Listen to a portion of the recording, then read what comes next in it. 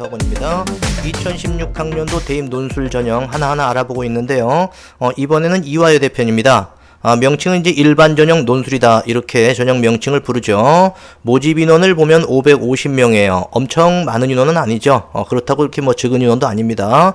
전형 방법으로 봤을 때 논술 70%, 학생부 30%인데 논술의 비중이 조금 높죠. 그리고 인서울 중상위권 대학 치고는 교과만 반영하고 비교과를 반영하지 않습니다. 대체로 연고대, 성균관대 대체로 다 비교과 다 반영하죠. 근데 여기는 비교과를 반영하지 않습니다.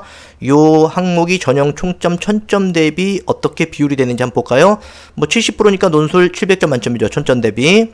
학생부 교과는 30%니까 300점 만점입니다. 그런데 논술은 기본점이 없는 대신 학생부 교과는 기본점 110점을 주고 있어요. 이거는 학생들을 배려한 거죠. 뿐만 아니라 학생부에 대해서 너무 걱정하지 말라는 메시지가 되는 겁니다. 학생부 때문에 걱정을 많이 하는 학생들이 많아서 일단 학생부터 살펴볼게요. 1등급부터 9등급까지 내신 등급이 있는데 대학교에서 제공하는 기준점은 10점 만점을 일단 제공을 합니다. 그런데 우리는 이거를 300점 만점 내신 30%에 맞춰서 계산을 해봐야 되죠. 곱하기 30을 쭉 해나가야 됩니다. 근데 8등급쯤 되면은 곱하기 30을 해도요. 곱하기 30을 해도 기본점 110을 못 넘어요. 대학 입학처에서는 기본 8, 9등급은 그냥 110점을 다 준다는 얘기인데 110점 줘도 이런 경우에 합격 가능성은 없다는 얘기입니다. 그리고 등급 간 점수 차이가 6점, 12점, 18점 이렇게 넘어가는데 실제로 이화여대 논술 전형에서 경합을 벌일 만한 학생들은 대개 2, 3, 4등급까지 나갈 겁니다. 특목고 같은 경우는 내신이 안 좋아도 이제 수능 최저가 되기 때문에 한번 지원해 보기도 하는데요. 그런 경우는 내신의 불이익을 충분히 극복해야 됩니다. 하지만 700점 만점에서 기본점이 없다는 걸 염두에 둔다면 4등급까지는 크게 문제가 되지 않습니다. 다만 5등급부터는 조금 좀 이제 벅차기 시작하죠. 만약에 일반고에서 5등급 밑으로 내려간다면 이때는 적성 전형을 생각해 보는 것도 의미가 있습니다. 다만 한 가지 여기서 아주 희망적인 사항이 하나 있습니다. 내신 교과 반영이 국어, 수학, 영어, 사회과학을 다 반영하거든요. 근데 그 중에 교과 군별로 상위 30단위까지, 30단위까지만 반영을 한다는 겁니다. 예를 들어서 국어 같은 경우에 1학년 때 국어 1, 2, 2학년 때 문학 1, 2, 3학년 때 독서, 작문, 문법 이렇게만 해도 한 28단위, 거의 30단위 가까이가 돼요. 그렇게 따진다면 과목군별로 한 과목씩 높은 거 하나씩만 해도 거진 30단위가 다 차버립니다. 그러니까 몇 개 과목 안 돼가지고 몇 개 과목 안 넣어서 30단위가 돼버리니까 높은 거부터 이렇게 차례차례 적용을 해나가다 보면 본인이 알고 있는 내신 등급에 비해서 이화여대 같은 경우는 최소한 1.5등급, 2등급 이상 훨씬 올라갑니다. 그러니까 이 부분에 대해서 너무 그렇게 지나치게 걱정 안 해도 된다는 얘기죠. 다음 논술고사 내용 보겠습니다. 요거는 이제 논술고사 내용이기보다도 모집 단위에 따라서 어떤 그 시험지를 시험 봐야 되느냐 요건데, 인문계열 1, 2 같은 경우에 모집 단위가 이렇게 나와 있죠. 그리고 자연계열 1, 2 같은 경우 모집 단위 이렇게 나와 있는데 여긴 간단해요. 자연계열 2는 의예과이고 나머지는 모두 자연계열 1을 보는 겁니다. 그리고 인문계는 언어 논술이고요. 자연계는 수리 논술이죠. 과학은 실시하지 않습니다. 과학은 시험 보지 않습니다. 좀 더 구체적으로 본다면 인문계 1 같은 경우, 인문계 1, 2 전부 다 세문항인데요. 1번, 2번, 3번 해가지고 30점에서 40점 정도 배점이 돼 있어요. 그리고 자연계 같은 경우에도 역시 마찬가지로 의예과든 일반계든 3개의 문항에 30점에서 40점 이렇게 배점이 돼 있거든요. 한번 구체적으로 살펴보겠습니다. 인문계열 문제 보면은 시간은 100분을 주고요. 제시문이 가나, 다라, 마바, 사아, 8개나 있네요. 그렇죠? 그 중에 영문 제시문도 하나 끼어 있습니다. 그리고 문제를 보니까 1번, 2번, 3번, 30, 30, 그 다음에 3번이 20, 20 해가지고 40점. 전부 100점 만점으로 되어 있습니다. 이렇게 문제가 되어 있다는 거. 지금 수업하는 게 아니고요. 글씨가 안 보이지만, 수업하는 게 아니라 요렇게 출제가 된다는 걸 우리 알려주는 겁니다. 그리고 답안지는요, 학교에서 주는 걸로 본다면 1번, 2번, 3번 원고지가 아니에요. 이렇게 줄이 쳐져 있는 빈칸을 주면서 요 범위를 벗어나지 않게끔 쓰면 됩니다. 무슨 말인지 알겠죠? 그리고 인문계열 2도 역시 아까 마찬가지로 인문계열 2는 이제 상경계다 보니까 무슨 수리형 문제가 나오지 않겠느냐 이렇게 생각도 합니다. 가나, 다라, 마바사 7개 제시문이 있고 1번 소문항 2개, 2번 문제, 3번에 가니까 자료를 주면서 약간 수리 해석형으로 나가는 문제가 있습니다. 하지만 계산까지 할 필요는 없는 거라고 생각됩니다. 그리고 이제 자체 양식 아까 똑같아요. 자연계열 1 봅시다 한번. 요 자연계열 1은 일반 계열이죠. 그쵸? 의예과가 아닌 나머지 자연계 모두 다 시험 보는 겁니다. 1번 수학문제 소문항 2개 있어요. 30점 만점. 2번 소문항 4개 있습니다. 역시 30점. 3번 소문항 3개 있고 40점. 그래서 30, 30, 40에서 100점 만점 되어 있습니다. 그럼 의예과 120분 시간을 더 주죠. 요 경우는 어떤지 한번 볼까요? 자연계열 2 의예과입니다. 1번 문제 소문항 2개 30점 수학 문제입니다. 2번 문제 소문항 3개 35점으로 되어 있는데 이거 30점 5자 같습니다. 이렇게 35점으로 되어 있으면 전체 합치면 105점이 돼버리거든요. 3번 문제 40점인데 1, 2, 3 소문항 일반 계열과 뭐 이 의예과라서 다르지 않군요. 그쵸? 그렇게 됩니다. 그리고 자연계열 답안지는 어떤지 한번 보겠습니다. 자연계열 답안지 같은 경우는 인문계열은 밑줄이 줄이 그어져 있었죠. 근데 자연계열은 이렇게 빈 칸으로 2단 편집되어 있습니다.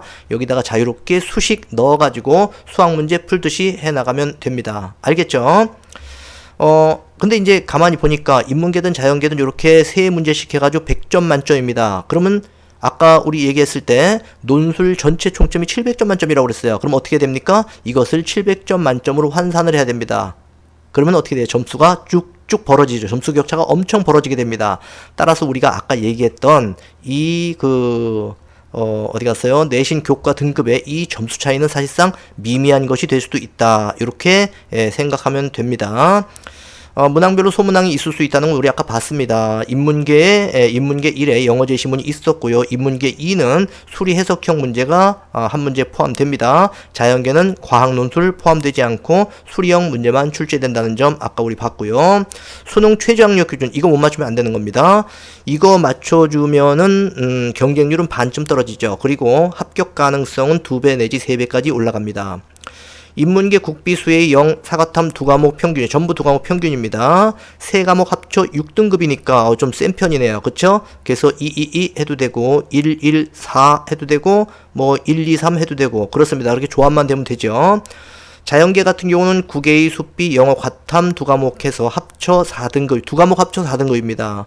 인문계보다는 좀 약하지만 서울에 있는 인서울 중위권 인문계하고 똑같죠? 그쵸? 2과목 합 4등급. 의예과의 경우는 3과목 합 3등급입니다. 이런 의예과의 경우는 대개 3과목 합 3등급, 3과목 각 1등급씩 이렇게 요구하는 대학이 많거든요. 대부분 그렇습니다. 스크랜튼 융합학부하고 융합학부 이화여대가 미래인재를 양성하기 위해서 아주 의욕적으로 밀어주고 있는 학과 인문계의 경우 3과목 합 4입니다. 굉장히 세죠. 그쵸? 의예과에 거의 맞먹습니다. 그 다음에 자연계 같은 경우는 국외의 수비, 영, 과탐 2과목, 이제 탐구는 전부 2과목이에요. 3과목 합 5 해가지고 인문계보다 하나 좀 낮은 편입니다. 제2외국어 한문은 사탐 한 과목으로 인정한다는 거 다른 대학과 비슷한 편이죠. 그렇게 알고요. 2016학년도 논술고사 일정을 보는데 아직은 전형 계획상 나오지 않았어요. 작년도는 11월 23일에 시험 봤습니다. 요거는 수능 본 그 주 말고 그 다음 주 일요일인데 요게 한 일주일 남짓 만에 실력을 확 키우긴 힘들기 때문에 미리미리 준비를 철저히 해야 됩니다. 경쟁률 한번 볼게요. 30.66대 1 그렇게 높지 않죠. 인서울 중위권 이상 대학들이 대부분 뭐 한 35대 1, 40대 1, 심지어는 50대 1도 넘어가거든요. 그런데 이화여대는 그렇게 높은 편이 아닙니다. 한번 모집 단위별로 한번 살펴볼까요? 요게 이제 이화여대 UA 어플라이에 나오는 파워 경쟁률인데 일반 전형 한번 살펴보겠습니다. 전체적으로 30.66대 1. 좀 낮은 학과는 어딘가 한번 볼까요? 뭐 19대 1 같은 경우도 있네요. 20대 1 밑으로 내려가는 학과가 이제 그거 말고는 없습니다. 요거 어딘가요? 문헌정보학 전공입니다. 그렇죠? 근데 의예과의 경우는 125.1대 1 엄청납니다. 그렇죠? 간호학과가 높은데 간호학과가 눈에 안 띄네요. 여기 있군요. 간호학부 25.36대 1. 상위권 대학으로 갈수록 간호학과가 좀 비인기예요. 하위권으로 갈수록 이 간호학과는 또 인기 약합니다. 좀 특이한 학과예요. 그래서 대체로 20대 1선을 유지하는 데도 있고 30대 1선을 유지하는 데도 있고요. 초등교육과, 이화여대 초등교육과는 아주 유명하죠. 이화여대 초등교육과, 그 다음에 제주대 초등교육과 외에는 전부 다 교대들만 초등교육과가 있기 때문에 요 학과는 교대를 생각하는 학생들이 또 요걸 많이 넣습니다.